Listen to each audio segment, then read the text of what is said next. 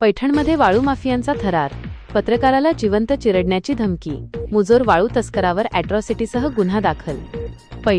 पैठण तालुक्यात सध्या कायद्याचे राज्य आहे की वाळू माफियांचे, असा संतप्त सवाल आता विचारला जात आहे.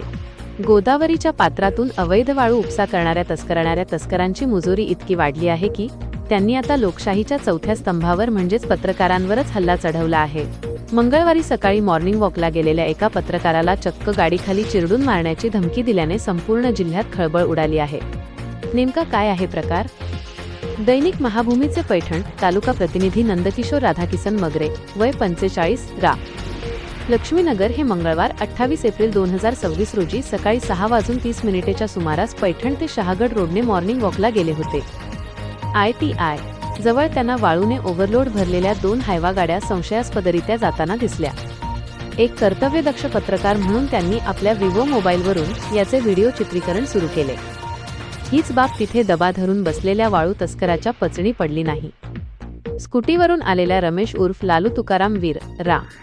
पन्नालाल नगर, पैठण याने मगरे यांना अडवून दहशत निर्माण करण्याचा प्रयत्न केला. जातीवाचक शिवीगाळ आणि मगरुरीचा कळस. आरोपी रमेश वीर याने केवळ कामात अडथळा आणला नाही तर मगरे यांच्या जातीचा उल्लेख करून अत्यंत हीन दर्जाची शिवीगाळ केली.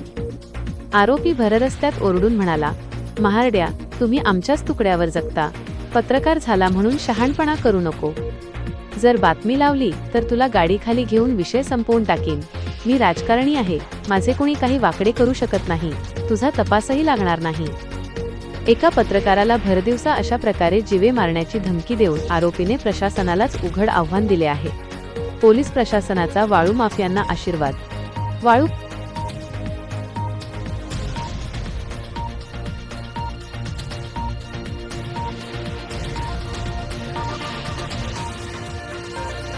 उपशाच्या तक्रारी करूनही कारवाई होत नसल्याने माफियांचे मनोबल वाढले आहे.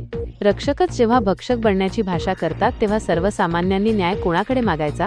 तुझा तपासही लागणार नाही असे म्हणण्यापर्यंत वाळू माफियाची मजल जाते. याचा अर्थ त्यांना कोणाचे तरी राजकीय पाठबळ मिळत असल्याचे स्पष्ट होत आहे. कायदेशीर कारवाईचा बडगा. या घटनेनंतर पत्रकार नंदकिशोर मगरे यांनी पैठण पोलीस ठाणे गाठून तक्रार दिली. पोलिसांनी तातडीने दखल घेत आरोपी रमेश वीर याच्यावर गंभीर कलमान्वये गुन्हा दाखल केला आहे.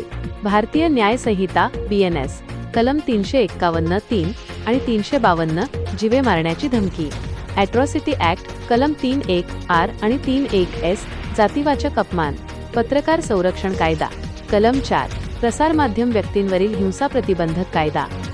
या गुन्ह्याचा तपास स्वतः पोलीस उपअधीक्षक सुनील सुरेश पाटील करत आहेत. आता पोलीस या मुजोर वाळू तस्कराला जेलची हवा दाखवणार की राजकीय दबावापुढे झुकणार, याकडे आता सर्वांचे लक्ष लागले आहे.